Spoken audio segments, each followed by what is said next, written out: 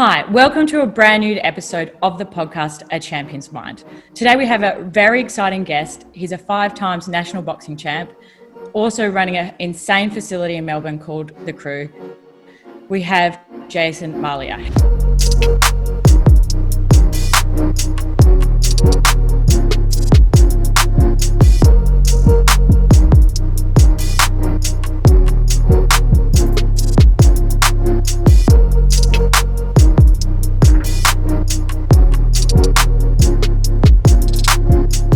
How are you going today, Jason? Very, very well. Thank you for having me. Awesome. So I know, obviously, how old are you? I just turned 25 in March. So do you feel like you're quite young to be doing what you're doing? Yeah, I do. I started in boxing when I was quite young as well. So I feel like I'm always learning, and I feel like I've got so much to learn. And being at a young age, I feel like it's a positive for me because it's another step to grow in another few more years, I feel. But yes and no. Sometimes people, when I tell them how old I am, they always say oh, you're really, really young, doing really well for yourself. And it's a massive compliment, and I take all that on board. But yeah, it's exciting. Yeah, obviously, to me, I think of a 25-year-old, and I don't think of someone that's, traveled around the globe, that's opened their own facility. Take us back to where you grew up. Obviously, something was there to give you such inspiration and drive. What was your house like? So where I grew up, it was I grew up in a neighborhood where everyone sort of knew everyone. You know what I mean? It was very, very friendly, and people all the time. All the kids that I used to go to school with, everyone was just always band together. It wasn't, the greatest neighborhood, but I'm proud to say that's where I come from, and it sort of built me to be the person that I am today. I started boxing at a young age due to the fact that, there was always, not saying that I was a badass, but there was always fights at school and, being a little shit, getting in trouble. It sort of led me into that direction in the neighborhood, which was classified as boxing was a tough sport. So as I started at a young age, and then the neighborhood sort of was good because I used to love all the recognition I used to get from all the friends from school and stuff like that.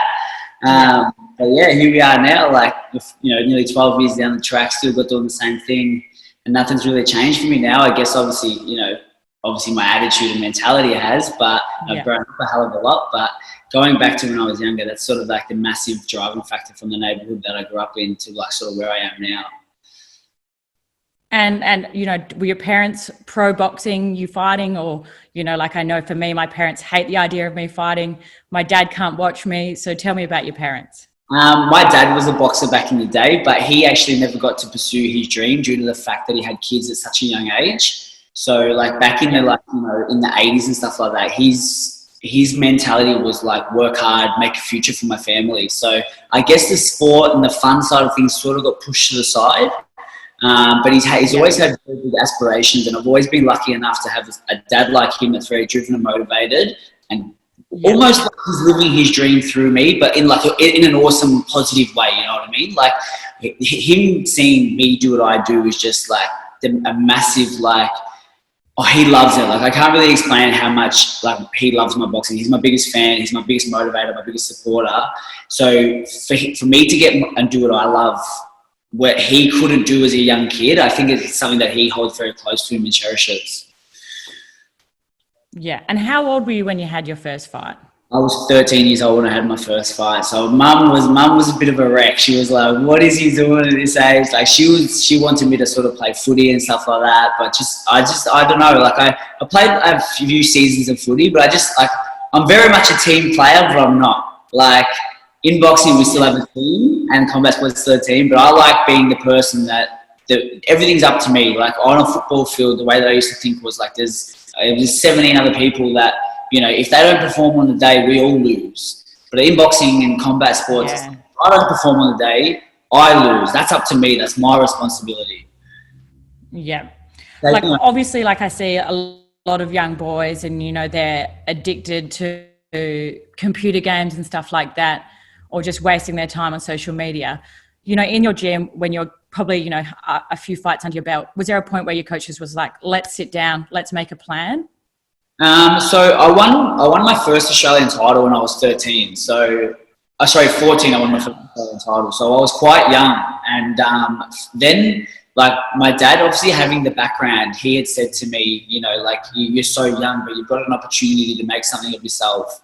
And that was something that I would never forget the conversation that he had with me. I remember like 2 days after the fight, he grabbed me by the shoulders and he's like, you know, son, you're so young. He goes, you've just won the Australian title. This is a moment that no one will ever take away from you. And if you pursue this for the rest of your life or for the next few years, you can do something great. And I remember it like it was yesterday, that conversation. And it's something that I've always held very close to me. So when I was 14, it was always a very serious sport. But my family, they revolved their life around my sporting career at such a young age, I guess. Like, you know, I would stop riding motorbikes. I'd stop kicking the footy with the mates because I was like, if I hurt myself, I'm like, there goes the career. So I sacrificed a little bit to sort of make sure that I stayed on par, but it's sort of paying off now, so to speak. Yeah, awesome. And would you say that goal setting and, you know, putting, you know, a plan down has been a result of, you know, why you achieved so much? Absolutely. I'm a massive believer. Like, I write my goals down, whether it's monthly, weekly, or daily. And like, if it's something visual that I can see, I will stick to that. Like my phone script, like my old phone screen paper, not at the moment due to having a break. It was like just little things like, you know, what I wanted to get out of the month, you know, like how many training sessions, what I wanted to win so I could go to like, you know, something overseas, because obviously in the amateur boxing, you had to win the national title to travel. So it was like, I need to win the national title because I want to go over here. But I'd always written that down. I keep a journal. So I write in my journal every day, you know, about how my training sessions, how I performed, how I think I performed, what I can work on. And I always finish with three things that I'm grateful for. And it's just sort of like a little bit of a reality check. Keeps me in tune with, you know, being grateful and being mindful and all that kind of stuff. Yeah. And, you know, obviously with your fight career, what are your top 3 biggest achievements that you've had to date? At the moment, I'm proud to say that I'm currently on the path to go to the Olympic qualifications. So we just had the qualifications. So I just fell short to the Jordan boy in Jordan. Unfortunately, it was a very hard fight, but I've got one more crack. I'm supposed to be in France at the moment, but due to the virus, I'm stuck at home. It's kind of nice, but so, you know, that's my biggest goal to date, would try and beat the Olympics. But I've qualified, I've partaken in like the world championships overseas. I've traveled all around the world. I've gone to world qualifiers. I've been lucky enough to be traveling the world at such a young age and see beautiful countries that you would just never put on a travel list. You know, like when I was younger, I went to Kazakhstan as a 15-year-old and boxed for Australia. Like that was, for me, I was like, when am I ever going to go to Kazakhstan? So having an opportunity to like, travel and, you know, see the world, I think that's one of my biggest goals to date. I'm yet to win an international medal, but I know it's going to come soon with the way I'm going. I feel like I'm always improving and, you know, stepping up my game. So I'm really looking forward to the next qualifications for obviously the Tokyo Olympics. So I feel like that's the one there where I'm sort of going to blossom a little bit. Obviously, like, to me, I look at a country like Kazakhstan as like a bit of a blood sport country. You know, these guys are fighters, you know, they fight to eat. Is there anything you learnt from, you know, a nation like that? Apart from boxing, the biggest thing I thought was like, I appreciate Australia so much, but from the mentality thing, like you just said, like the difference between us, like when I was younger, when I was brought up to enjoy boxing as like a hobby. Yeah. Whereas the people over there, like you said before, it's you know, if you're not winning fights, you're not traveling, you're literally not supporting your family, because they're over there. It's more of a thing. You know, for boxers in Australia, we box off our own expense. You know, so for them, it's like, mate, do or die. If you're not boxing at the highest ability, you're not earning money and you're not supporting your family. So what are you sort of doing? Yeah. Do you think you have to love the sport to be a champion on the flip side of that?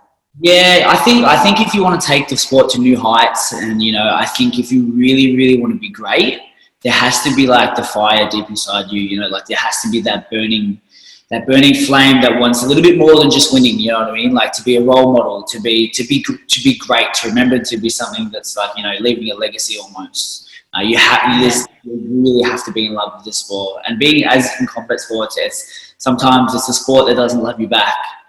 You know, you can give your absolute all to it, and then it'll just chew you up and spit you out. But you know, I've had many heartbreaks and disappointments, but it's something that always brings me back to reality with boxing. Yeah. And like with your own training, are you always super motivated? You know, are there fights that you're like, oh, I just can't be bothered? Always, yeah. So or is it always like, I want this, I'm super driven? Yeah, there's definitely, man. Like, I feel like it goes back to saying, you know, writing my goals down, and you know, with into boxing, fights have always come up like unexpectedly, and you know, you're always like, you're almost like with the pressure that comes with boxing as well. It's like, man, I don't really want to do this, but it's like, I know if I do this, it's going to pay off. You know, there's not, even with training sessions, it's like some days I don't want to train. I wake up, I'm tired, I'm sore, I'm fatigued, work's been a long day. There's a million excuses that I can come up with, but I feel like that's what separates you from the rest. If you don't have that mentality of like, you know, if you don't do this, you're not going to pursue a career or a lifelong dream. So that's what I think to myself. Like, if I don't train a session that I plan to, it's like, what are you doing? Like, you have to be on par with it. Some days you don't want to train, but feelings don't matter when it comes to winning like championships, all that kind of stuff. Yeah. Do you have quite a lot of rematches in boxing? Yeah, there's a fair bit. Like, there's a few boys around Australia that I've had a few like good fights with, and they're always, because with obviously us, we all get put into a draw, and then once we get put into the draw, you sort of get seeded off. So like 1 and 2 will go to either side, and then once we keep winning, you keep fighting down the rails. But there's always a few boys that always meet me in the final and stuff like that. But I try and come out on top always. Otherwise, I wouldn't be doing half as what I'd be doing, I guess.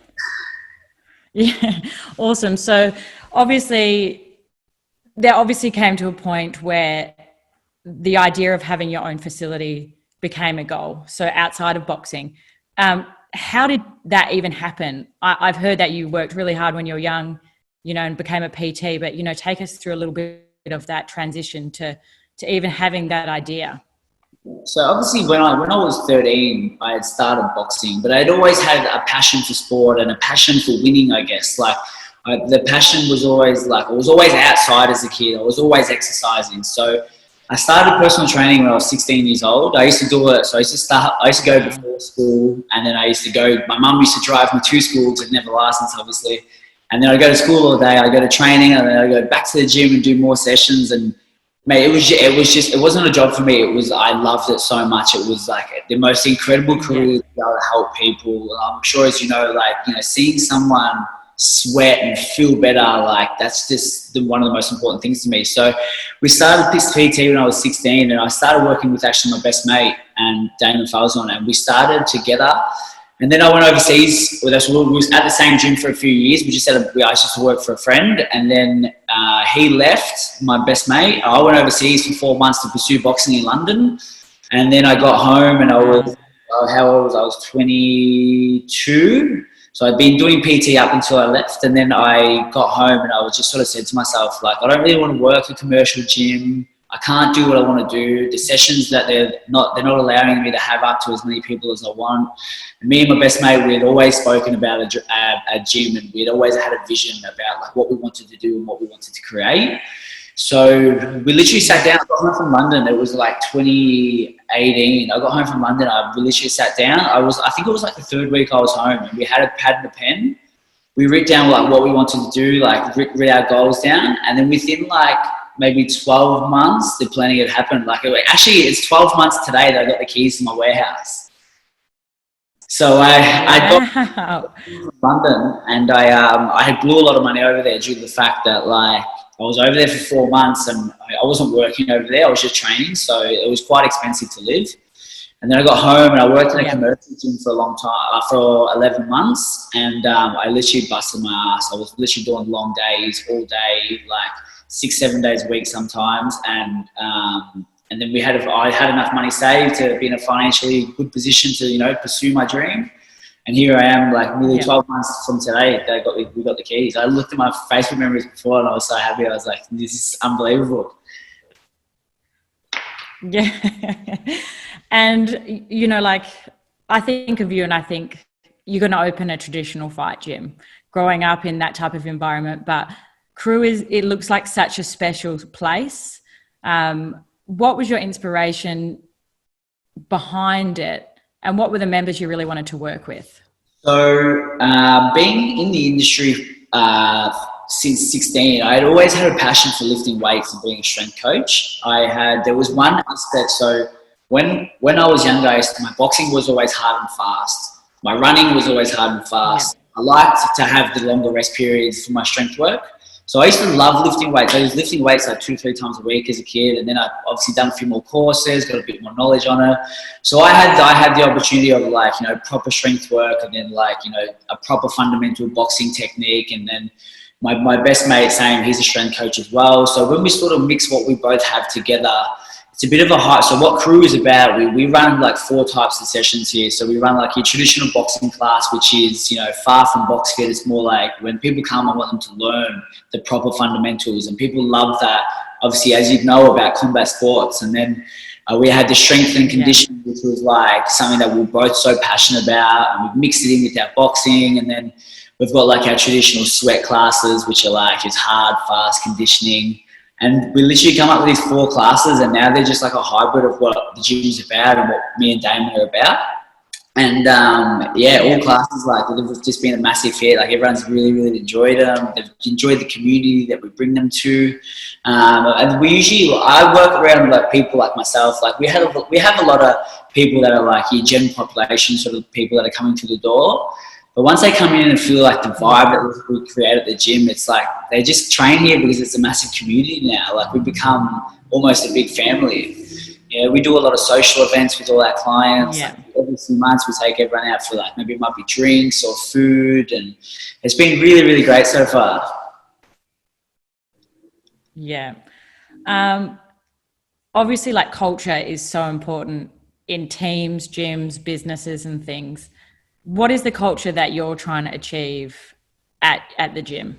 Yeah, so something that me and Damon are very passionate about is mental health. And we say for the gym, like, this is a safe space for everyone. Like, when you could have the worst day, like from your job or whatever it may be, but as soon as you come to Crew and you walk inside Crew, that's where we want you to switch off and do something for yourself. You know what I mean? Like, it's so important to give back to yourself mentally and physically. And I feel like when people come into the gym, and whether it might be just a conversation that we spark with our clients, or just the sweat that they get from training, it's something that when they walk in, it's something that they feel safe about. And for me and Damon, just have people feel safe in our community is something that we're very blessed to have. Yeah, for me, I definitely feel like to be better or grow as a human, you have to be safe to make the mistakes, leave it on the mats, make an idiot out of yourself to get to that next level. And if you're not in the right environment and just feel like you're always trying to make someone happy or look the best, you never get better. Yeah. And even for us, like, we have a massive, like, no judgment. There's no tolerance for any judgment here. Like, when you come in here, this is like, you're here to better yourself, and you're here. We have people from everywhere, and it's like to see people band together is unbelievable. I think that's one of the most beautiful things that you can have as a gym owner, to have people come into your facility and be like, you don't even know this person from a bar or so, but as soon as you walk up to them, you're like, oh, how was your day? Like, whatever it may be, it's really, really something that we hold close to us as gym owners. Have you ever had to protect the culture of your gym? So so this isn't the place for you to train, or they could be an amazing athlete, but it's just they're not clicking in? Look, I feel like when we first opened, we sort of copped a little bit different bit of heat because we're 2 young guys. Like, everyone was like, where are they guys? What are they doing? How did they get this place? Like, people don't know the back end story of like how we started this place, and we copped a lot of heat because people were like, who are these guys? What are they doing? And how did they get that place up so fast? But we copped a little bit of heat from like outsiders. We heard rumors and stuff like that, but it never really derailed us or nothing like that. But we're so lucky so far. I've actually never had to have a hard conversation with someone, because I feel like when you're here, because we're 2 young guys, we set the tone straight away. Like, people know that there's no bullshit in here. Yeah. Which is 100%. good. Yeah. And, obviously growing up to be a boxing champ, you learn a lot about hard work, a lot of lessons in sport. And how have you applied them to your business? I feel like, the boxing fundamentals and, like you just said, the traits have reflected who I am and as a person to this day. And something that I'm very passionate about is making sure that you put in effort and we're an effort student, because me and Damon, we're both owners, like we both have to hold up our end. And that's from boxing's taught me to work hard, be persistent. And, if something doesn't work well for you, like keep trying again. So these things that you need to, apply to your business career, because if you don't have these traits, like not everything's, as like sunshine and rainbows with business. So it's something that, there's things that aren't going to work and things that, errors that go along the way. But it's how you deal with them and like who you are as a person that, that if you come out on top or you sink or swim, I guess. Yeah, I see so many like young fighters or boxers or business owners even, like they have their first loss and they just give up. Yeah, absolutely. It's so frustrating because I've been TKO'd before, I've lost money before, I've been ripped off, I've lost really good staff members. It's just like a part of the journey that makes you appreciate the product so much more. That's character building. But it's like if people don't see that side of it, it's so easy. I lost my first 2 fights. It could have been so easy for me to give up and like not continue to, I could have threw the can in straight away and I wouldn't be where I am today. And I definitely wouldn't be where I am with business either, because if I gave up after 2 fights, it would have showed that I can't do it. Yeah, 100%. Obviously being a coach, we hear the excuses all the time. Like, I'm too old, I'm overweight, don't have enough time, work's too busy, my wife hates me, whatever it is, like the dog ate my homework. Like, why do you think people struggle with these like hurdles or obstacles they mentally put up in place? Good question. Like, I feel like everyone's different as well, and everyone has their own walls up and their own way that they protect themselves, I guess, from feeling like they're gonna have an error or a failure. But that's like we said before, like this when. Not just talking about our gym, but like gyms in general, like people go there to better themselves and they need to get rid of this marks that they have, because otherwise if you can't push these boundaries, why are you even here? You know what I mean? So I feel like it's so important, for people to like go to the gym and like test their physical and mental well-being to grow as a person. I feel like, struggle makes people, and struggle, I have a tattoo on me that's called Struggle to Strength, and struggle I feel like is the foundation to strength. That is so powerful. Not so much, it's people don't just wake up every day and bloody feel good and live a bloody great life. Everyone has their own different sort of ways of dealing with things.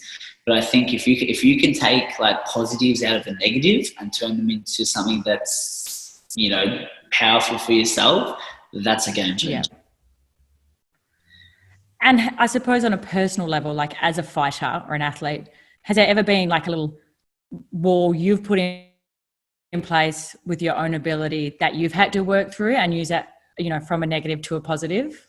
I feel like, as a young kid, like, I'm obviously very lucky that I had the ability to train and travel from being young. So I always had a confidence. I always had a self-belief in my head that, like I wouldn't be here if I wasn't good enough.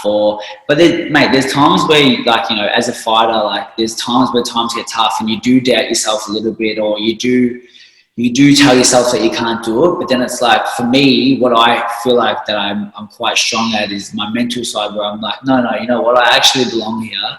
I've earned my spot here. Everything about this spot has my name all over it.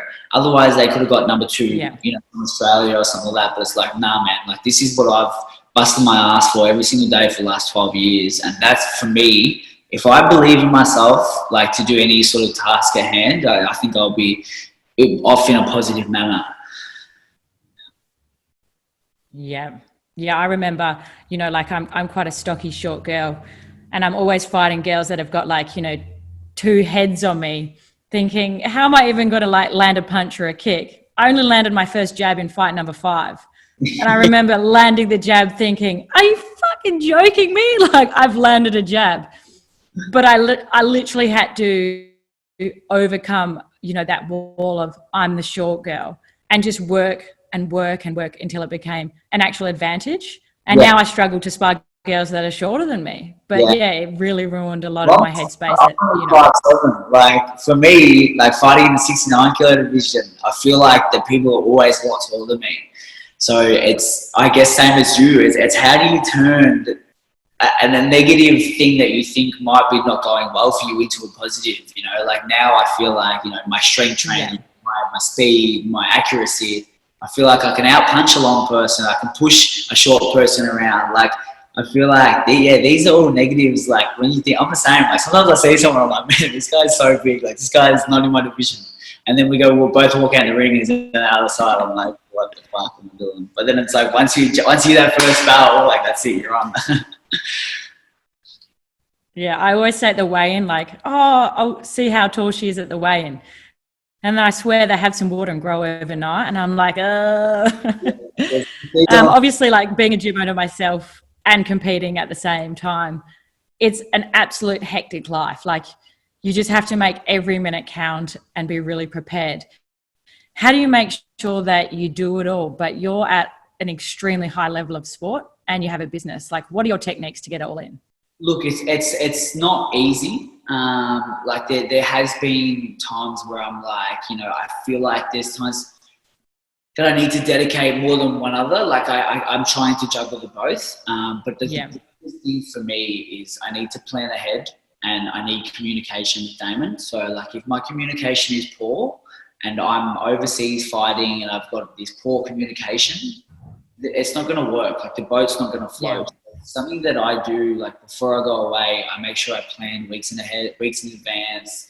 I do all the back end stuff that I know that I can't do while I'm here. You have to find the happy medium. And there's times where you have to switch off from one or the other because they are both can be, as I'm sure you know, mentally taxing. And so it's how I juggle it. So I have to prepare, and communication is key between the two of us. I have to really make sure that things are set in stone before I leave. And if I don't have communications, I'm in a country that I can barely talk at, or it's 2 a.m. and it's 7 a.m. here. Like that's something that I struggle with. But like I said, if I plan ahead, we're fine. Yeah. You just have to, communication has to be key. Otherwise, literally nothing will work. Yeah.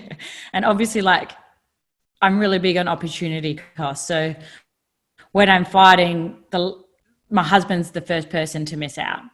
Or when I'm working really hard, my training's the first thing to go. What are some things that people just don't know about that you have to sacrifice in order to be at this level? Oh, there's plenty of things. Like growing up as a teenager, I was literally just train, and I would never really go out. I would never really eat junk food. Just in that mindset that wasn't really healthy as a young kid. And then I got to 21, and I was like, man, I've done nothing. Like I've never really partied, like for a birthday or anything. Yeah. So then I had a year off at 21, and I enjoyed myself. And one of the biggest things I took away from it is how important balance is. Like for me, I can enjoy one beer. One beer is not going to ruin my career, but it's like if I have the balance, it's like my mental capacity works a lot better. And it's like little things. Like there's sometimes I can't go out for nice dinners and eat because I have to make weight, or I'm exhausted from training, so I don't get to do the nice things on the Saturday, Sunday nights with my partner.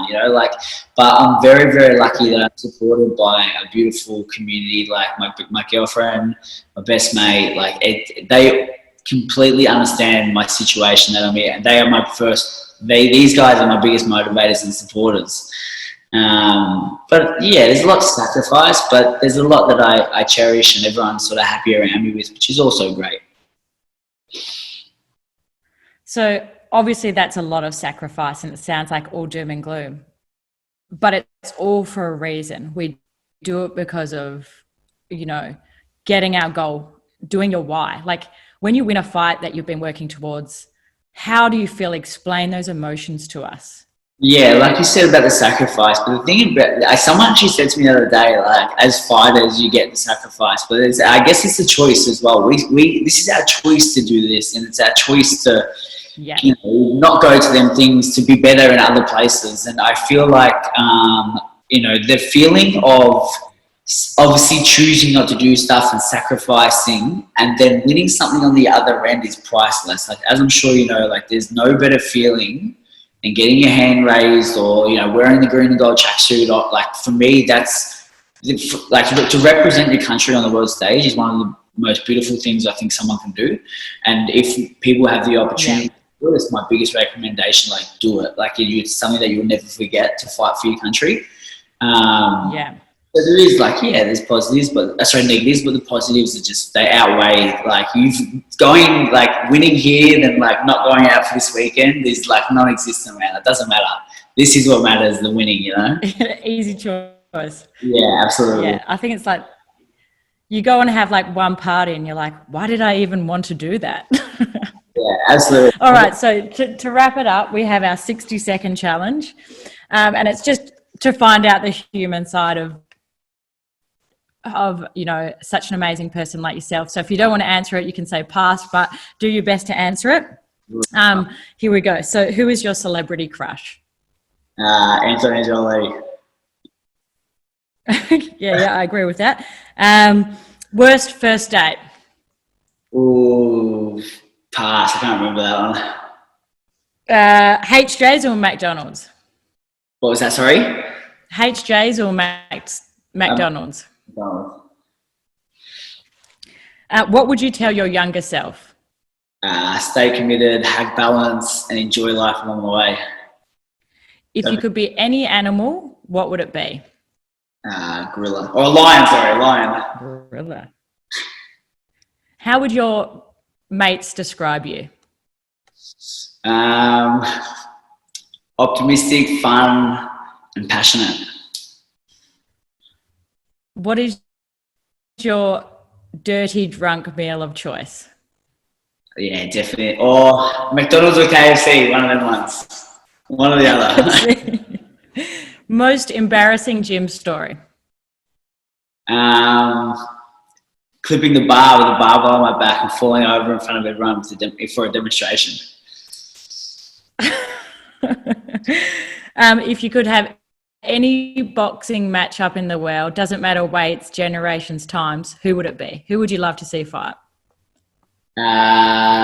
Costa Zoo and Vasily Lomachenko. Oh, I did not expect that. If you could take 3 things to a deserted island, what would it be? My girlfriend, my pair of gloves, and I don't know, a cold beer, I guess, maybe. Okay, last question, and it can't be a pass. You have to answer it. What feels better, winning a fight or having sex? Winning a fight, I reckon. My girlfriend's going to lose that when she listens to that. Awesome. Well, thank you so much for being on our podcast today, Jaz. It was absolutely amazing.